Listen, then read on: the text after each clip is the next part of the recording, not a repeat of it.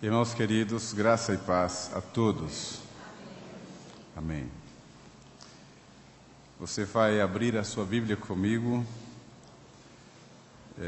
no Evangelho que João escreveu, capítulo 20, texto que vou ler do verso 19 ao verso 29. João 20, 19 a 29.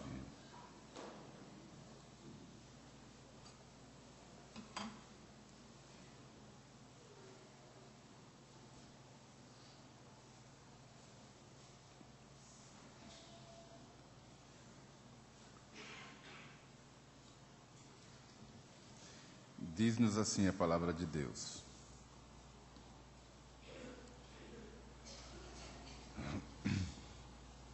Ao cair da tarde daquele dia, o primeiro dia da semana, trancadas as portas da casa onde estavam os discípulos, com medo dos judeus, veio Jesus, pôs-se no meio e disse-lhes: paz seja convosco. E dizendo isto, lhes mostrou as mãos e o lado. Alegraram-se, portanto, os discípulos ao verem o Senhor.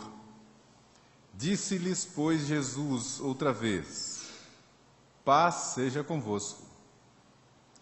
Assim como o Pai me enviou, eu também vos envio.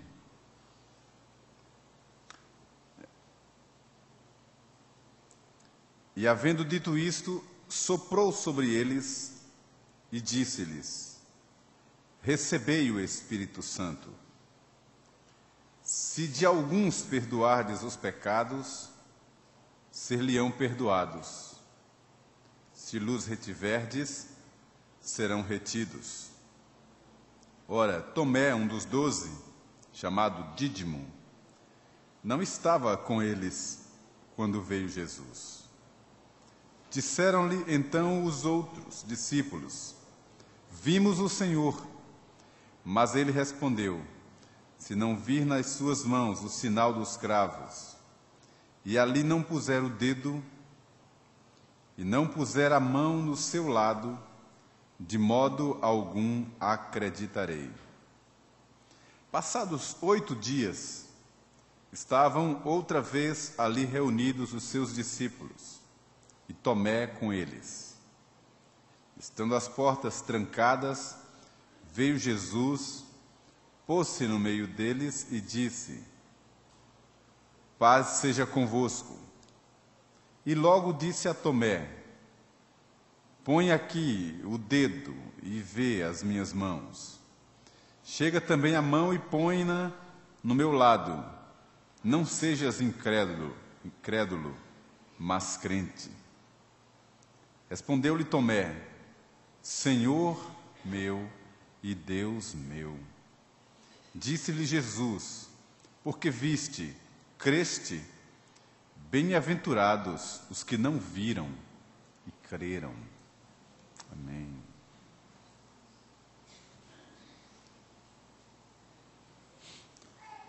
Irmãos, se vocês têm acompanhado e notado, devem ter percebido que eu tenho pregado uma série de mensagens, embora em textos diferentes, as mensagens com um mesmo teor, uma mesma abordagem, falando sobre a necessidade de uma vida mais piedosa. E tenho muito falado sobre a nossa identidade. Como é que alguém, olhando para nós, pode nos identificar em um mundo em transformação e em um mundo de padronização do mal. E nesta manhã eu quero falar exatamente sobre essa diferença que deve nos identificar. Você deve conhecer a Bíblia, e você que não conhece vai ouvir agora e até ver quem está pela internet, que do que nos é ensinado na Escritura, há apenas duas realidades muito marcantes, bem marcadas, bem definidas, e que não permitem associação, identificação de forma alguma. Deixe-me exemplificar. A Bíblia fala de justiça e iniquidade, coisas opostas entre si, que colidem. A Bíblia fala de luz e trevas, coisas que não se combinam, onde uma chega, a outra sai.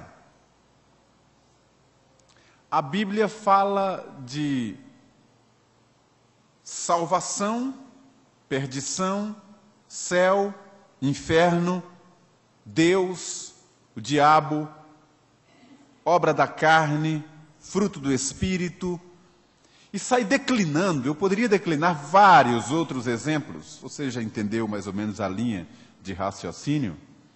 São sempre realidades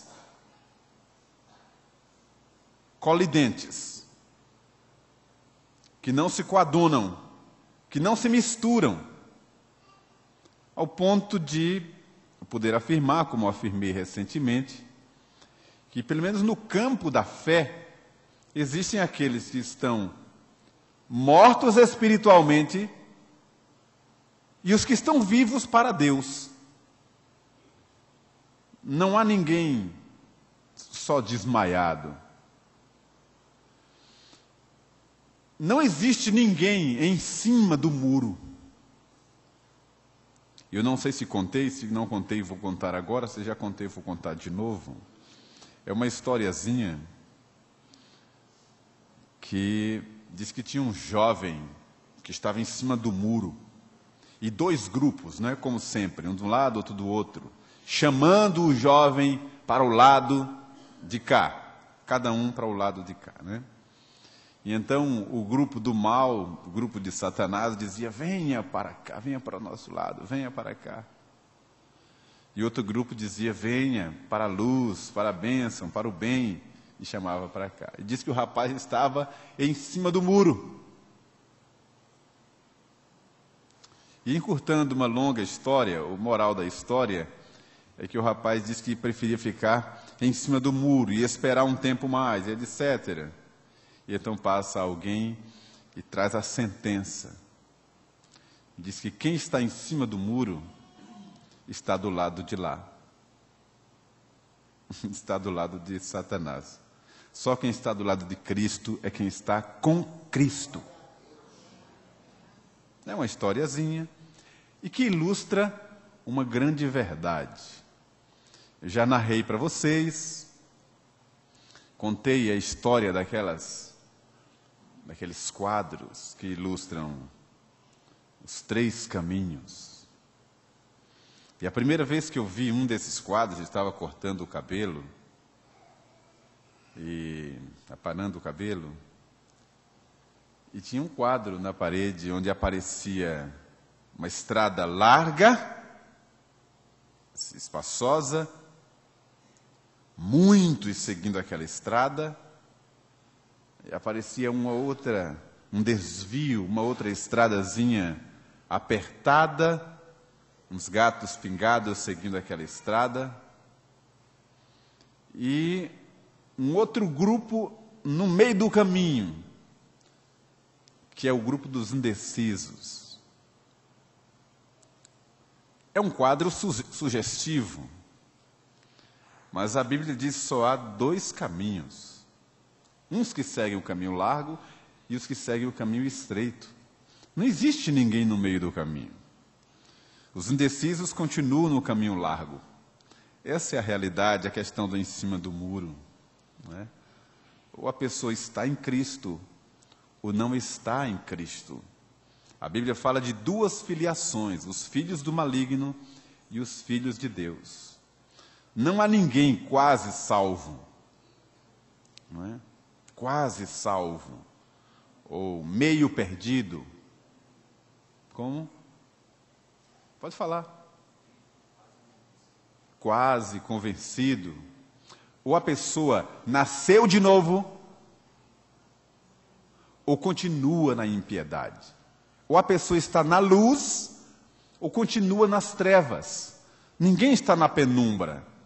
Não existe também um lugar intermediário. Existem os que estão na presença de Deus e os que estão fora da presença de Deus. Não existe limbos, não existe purgatório, existe o seio de Abraão e o Hades. Existe o crente e o incrédulo. Não existe o amigo do Evangelho, que é uma expressão cunhada há muitos anos para designar aquele que gosta de ir à igreja, que vai sempre à igreja, apenas não se decidiu ainda. Se não se decidiu ainda, ele não fez absolutamente nada. Continua no seu estado natural. Amigo do Evangelho é aquele que recebeu o Evangelho. É aquele que é do Senhor Jesus. Essa é a dura e clara realidade. E por isso que nessa manhã, dando continuidade a essa ideia que quero trazer, para confrontar, despertar, cutucar a igreja, os crentes, os salvos, para se santificarem mais e trazer sobre a mente daquele que se acha o amigo do Evangelho, trazer brasa sobre a sua cabeça.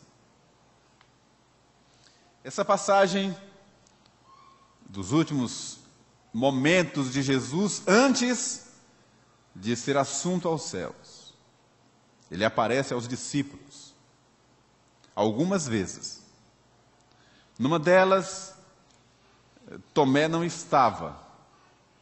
Não sabemos onde ele se encontrava, não há registro disso, nem os motivos. Apenas os 10 estavam ali, porque um já havia se enforcado. Estavam os 10. Jesus aparece, fala com eles, e Tomé não estava. Momentos depois da partida de Jesus, Tomé reaparece, e na conversa com os discípulos, os colegas, eles disseram: o Senhor esteve conosco, e você não estava aqui. E comentaram com ele, eles deviam estar ansiosos, impactados com a presença de Jesus. E Tomé disse: olha, se eu não vir os sinais, as mãos, saber que era ele mesmo, se eu não tocar, eu de modo algum poderei crer.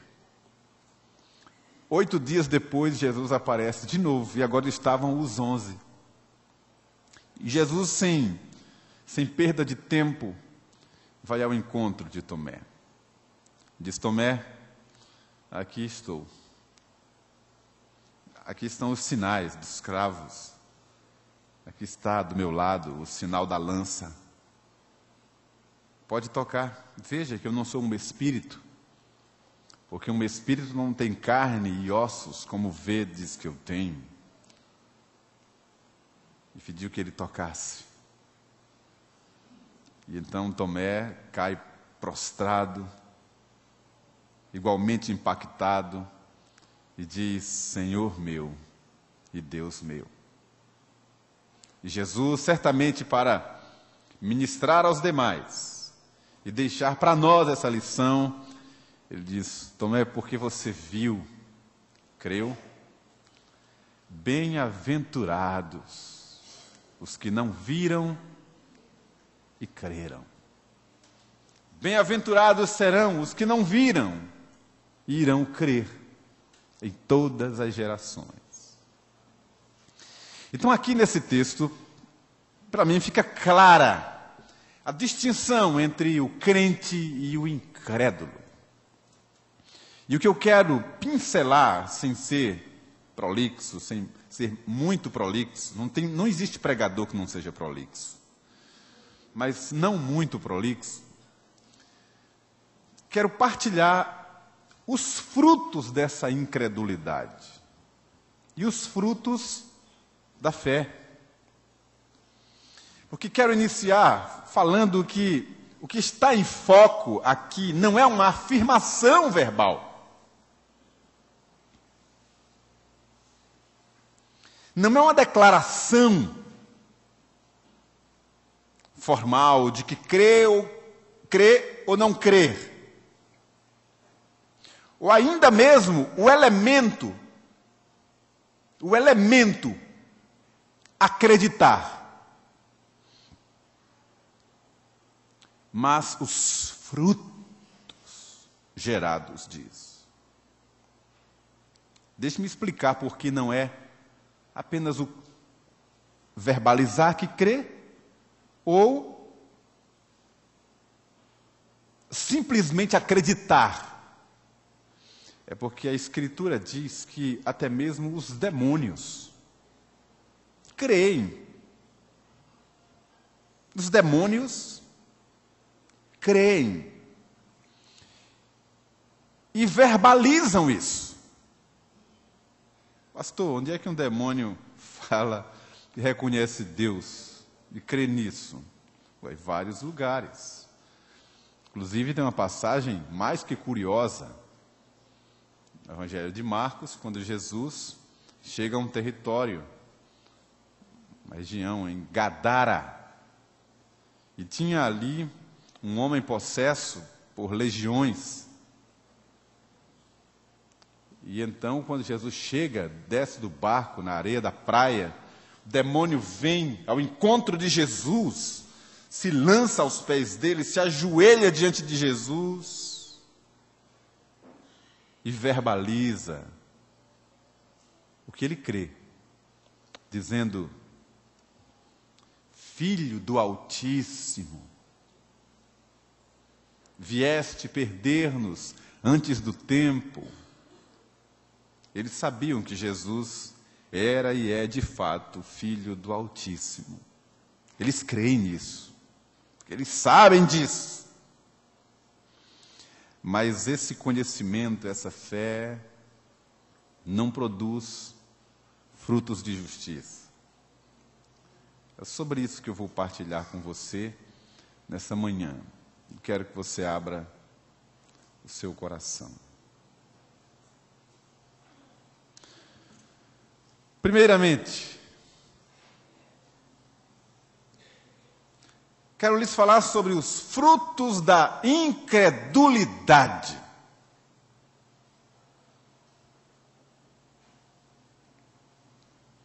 E vou tomar a Bíblia, os exemplos bíblicos, textos bíblicos, para fundamentar o meu argumento.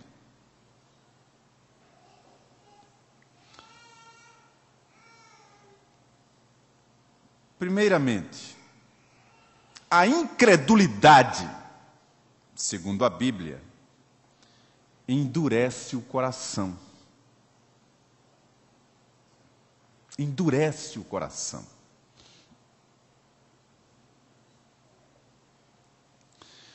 Com o coração endurecido, a pessoa perde toda sensibilidade, ou perde ou nunca teve, mas não tem a sensibilidade para as coisas espirituais. Os seus olhos, a sua percepção, os sentidos espirituais estão fechados. Os seus olhos espirituais não podem enxergar o reino de Deus, as coisas de Deus, a lei de Deus.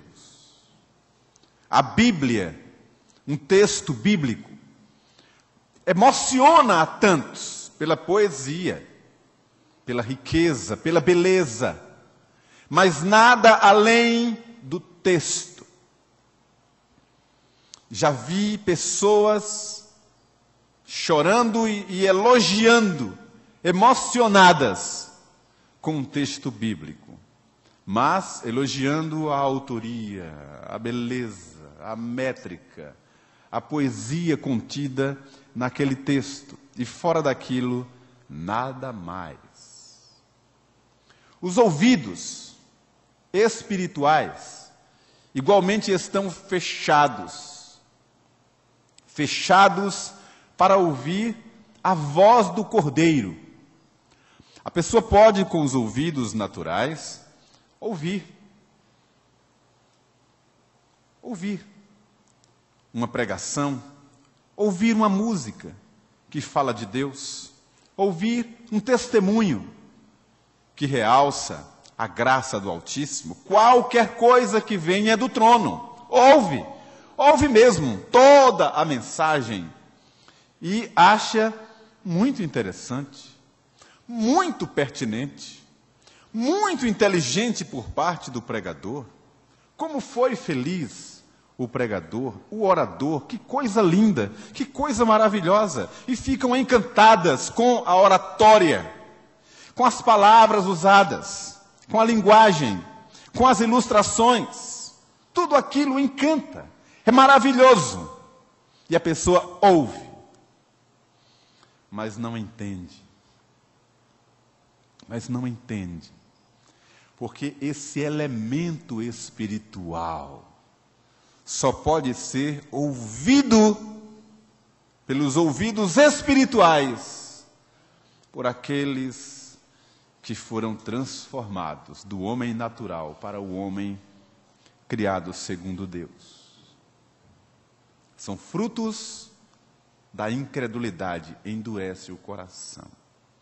Quando falamos coração, não é apenas o sentimento ou as emoções, mas quando se usa a palavra coração, geralmente é utilizado como sendo o centro da vida, o cerne da natureza humana, onde estão as emoções e as vontades.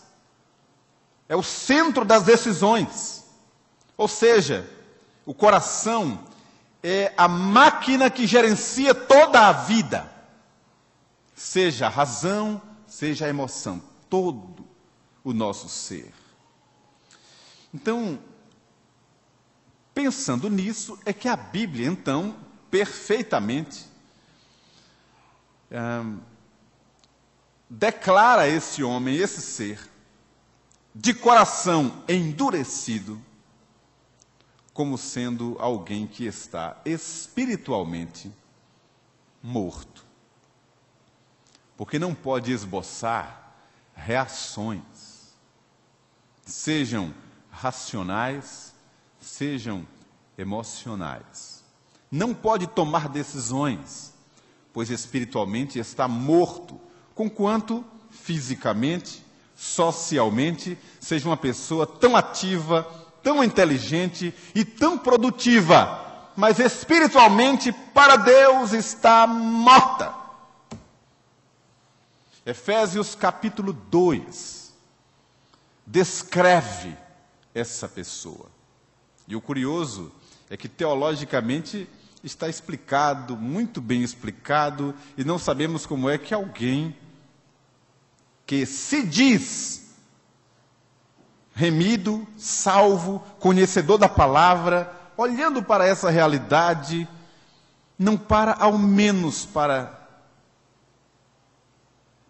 entender, ainda que limitadamente, e descarta passagens como essas, ao meu ver, tão claras.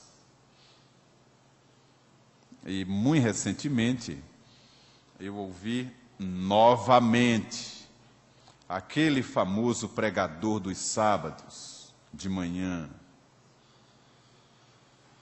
e que repete o programa, e tão conhecido, afirmar novamente emocionado, que a eleição, a predestinação é uma balela, é uma bobagem, é uma idiotice, vem do inferno. Mais uma vez, e ele já falou tantas vezes. E o curioso é que Efésios, capítulo 2, diz que estávamos nós, todos nós, mortos em nossos delitos e pecados. E ele não está falando da morte física, está falando para os vivos. Mas estávamos mortos em nossos delitos e pecados. Mas Deus, Ele, sendo rico em misericórdia, e por causa do grande amor com que nos amou, Ele nos deu vida.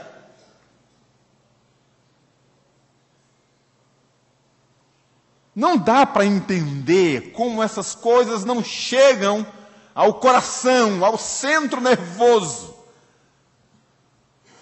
gerenciador da vida de pessoas que se dizem conhecedoras da palavra, com textos tão claros. O homem está morto espiritualmente. É a dureza do coração,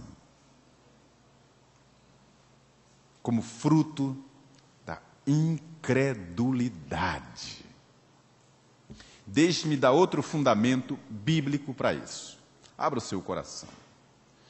Quando os judeus rodearam Jesus, insistindo, teimando, perguntando novamente, querendo saber, querendo que Jesus declarasse com outras palavras, de outra forma, que Jesus era mesmo o Cristo, era mesmo o Messias.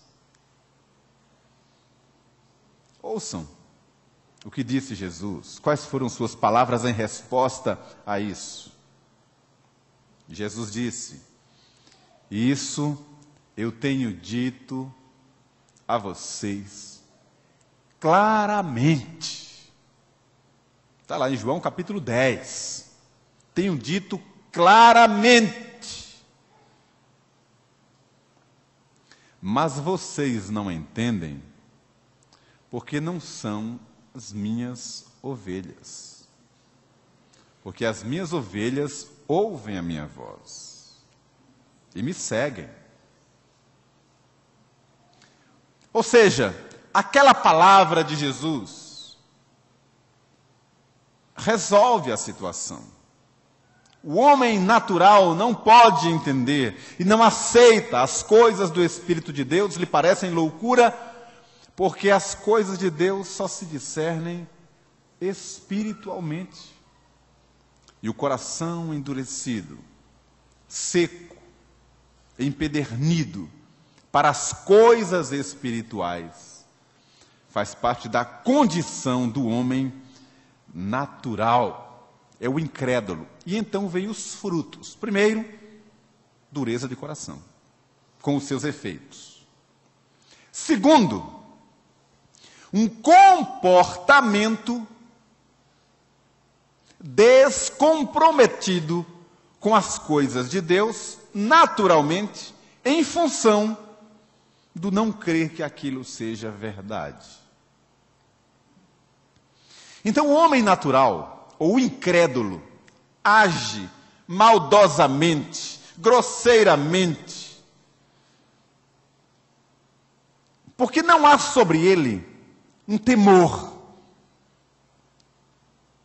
uma noção, uma visitação, um ardor no coração, um convencimento do alto de que há algo errado, de que está fazendo algo que fere a santidade, o coração de Deus. Não há esses valores em seu coração.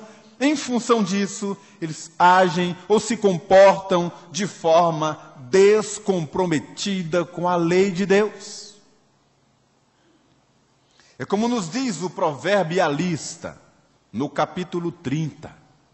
Não precisa abrir agora, guarde só a referência, depois você confere. O proverbialista Agur diz e fala da mulher impura ou adúltera, profana. Vai, comete maldade, depois limpa a boca e diz: não cometi maldade. Não há o senso de culpa. Não há a noção do pecado. Não há o senso do risco, do peso, da gravidade, da feiura do pecado, muito menos das consequências. Essa consciência de pecado, essa noção da gravidade do erro, só vem ao coração de quem tem o Espírito de Deus. A Bíblia diz que é o Espírito Santo quem convence o homem do pecado, da justiça e do juízo. Deixe-me ilustrar isso com uma história da igreja, da história da igreja. Já contei outras vezes, em outros contextos, vou contar de novo aqui.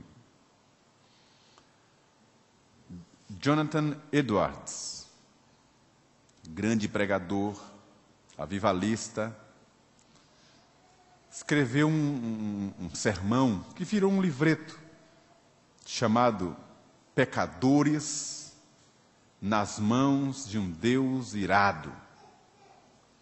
Ele pregou no livro dos Salmos, baseado em apenas uma frase. A frase diz: quando me resvala o pé. E ele pegou essa expressão e explorou. E na mensagem dele, ele cita a questão de quando Moisés desce do monte com as tábuas, e ele viu a iniquidade daquele povo, e indignado Moisés lança as tábuas ao chão, e a ira de Deus vem sobre o povo, e a terra se abriu e engoliu a muitos ali vivos. E a história nos conta que Jonathan Edwards apenas lia o seu sermão. Não tinha fundo musical, não tinha holofotes com aquelas luzes para impactar o ambiente ou produzir um efeito, nada disso. Ele apenas, de cabeça baixa, lia o seu sermão. E as pessoas que estavam presentes naquele templo se agarravam umas às outras, outras se agarravam às colunas do templo, chorando, gritando desesperadas, clamando misericórdia a Deus por suas vidas, porque elas tinham a sensação de que o chão iria se abrir também para engoli-las ali.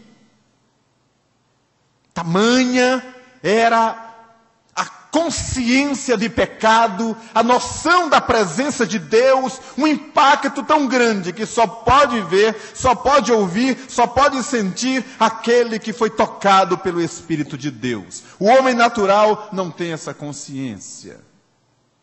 Daí seus maus caminhos.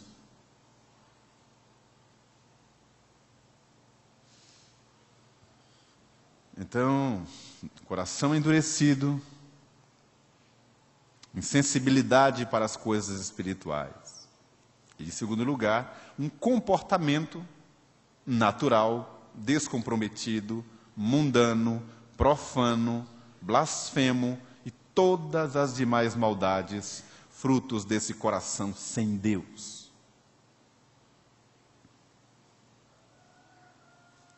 Eu poderia passar um grande tempo falando só sobre isso. A gente vai se emocionando, vai se empolgando e a cabeça vai se enchendo de coisas para falar. Mas eu preciso concluir e eu vou falar então sobre os frutos da fé, ou do crente. Em primeiro lugar, e para ser lógico, um coração transformado. Como diz a profecia, tirarei um coração de pedra e darei um coração de carne. Não está falando da válvula, da bomba, não. Está falando de um coração sensível. Sensível à voz de Deus. sensível às coisas espirituais, sensível ao mundo de Deus, sensível ao reino de Deus e às suas implicações. Os seus olhos, conquanto naturais, mas são olhos que se encantam com o que veem das coisas de Deus. O salmista diz: abre os meus olhos, para que eu veja as maravilhas da tua lei. Era claro que não era abrir pupila, retina, íris, córnea, mas a percepção espiritual, a visão das coisas de Deus, olhar e ver que a igreja não é simplesmente o lugar onde se ajuntam pessoas para uma celebração cultica. Os seus olhos espirituais veem a igreja como a noiva, o corpo de Cristo. O lugar, e mesmo que seja o ajuntamento, é o lugar onde os crentes se ajuntam para adorar, para cultuar, para viver na presença de Deus, para aprender de Deus, para tocar as coisas de Deus. Tudo diz respeito a Deus. O crente é aquele que onde põe os olhos, ele vê Deus. Não estou falando aqui absolutamente de panteísmo. Não é que Deus seja todas as coisas. Não. É o que nos diz o proverbialista no capítulo 3, depois você confere, quando ele diz que, o Senhor diz, e o proverbialista escreve: reconhece-o em todos os teus caminhos, e ele endireitará as tuas veredas. É ver Deus presente em todas as áreas e momentos das nossas vidas. É enxergar Deus nas possibilidades. É ver Deus nas dificuldades. É ver Deus nas relações, nos negócios, nos diálogos, nos irmãos. Em todo o tempo, Deus está conosco. Ele está presente. Quem vê assim, quem percebe assim, quem vive assim, esse é o crente.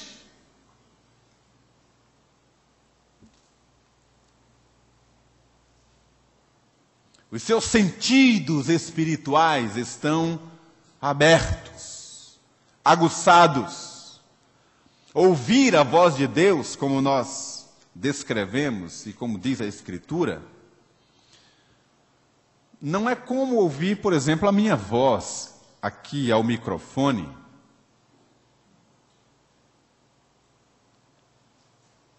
Mas a voz de Deus é muito mais nítida, muito mais clara, muito mais forte e inconfundível do que a minha grave voz.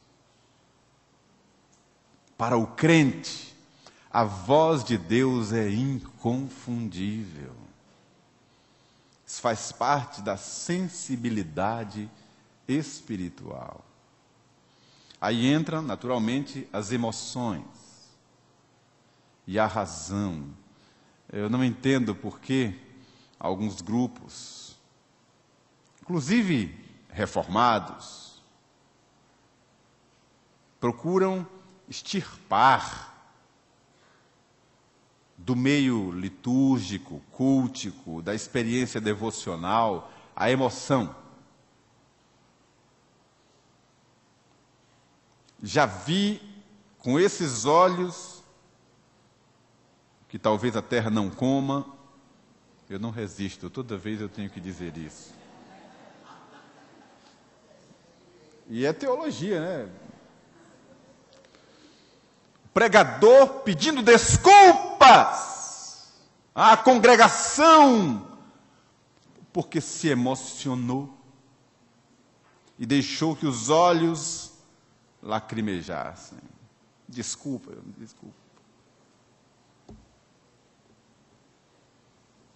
Muitas desculpas teria que pedir Jeremias, que diz que rios de águas desciam dos seus olhos. Então essa sensibilidade plena para as coisas de Deus é o que descreve o crente. E em segundo lugar, para ser lógico e pelo menos didático, nem sempre eu sou, mas hoje me permitam, o comportamento consequente dessa sensibilidade, dessa piedade, dessa noção do sagrado, obviamente também vai produzir um comportamento conveniente. Porque é aquilo que a gente ensina às crianças desde pequenininhas. Conquanto seja aparentemente agressivo, passar uma noção de um Deus, às vezes severo, de um Deus que... Mas é assim que a gente aprende, e isso incute em nossa mente temor. No tempo que a gente precisa aprender o que é temor. Cuidado, olhinho no que vê. Cuidado, boquinha no que fala. Cuidado, mãozinha no que pega. Cuidado, pezinho onde anda. Porque Papai do Céu está olhando para você. Cuidado, Aldeir, onde você anda.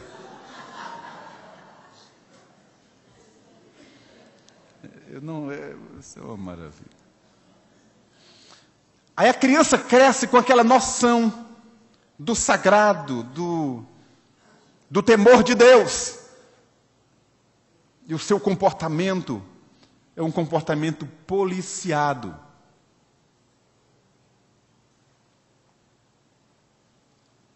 Baseado nisso, eu trago ao fim da mensagem, da reflexão, uma meditação, faço uma aplicação e um apelo. Nós que estamos aqui nesta manhã, você que acompanha pela internet, como é que nós vamos nos diferenciar dos incrédulos? Ou como alguém pode, olhando para nós, perceber essa diferença em um mundo plural, globalizado, em que a religião se massificou, se diluiu, não há choque em nenhuma das religiões. Aí estão os grupos ecumênicos dando mãos, mais grupos ainda, mais pessoas, todos sentando à mesa com uma mesma linguagem, a mesa cada vez se amplia mais. Como nos diferenciarmos, senão por um comportamento cada vez mais piedoso, cada vez mais apegado a Deus, em oração e jejum? Se Deus me der vida e saúde e outras oportunidades, irei continuar, para depois a gente fechar com um apelo geral. Quem sabe Deus não deixa uma bênção entre nós e traz um avivamento para a nossa igreja.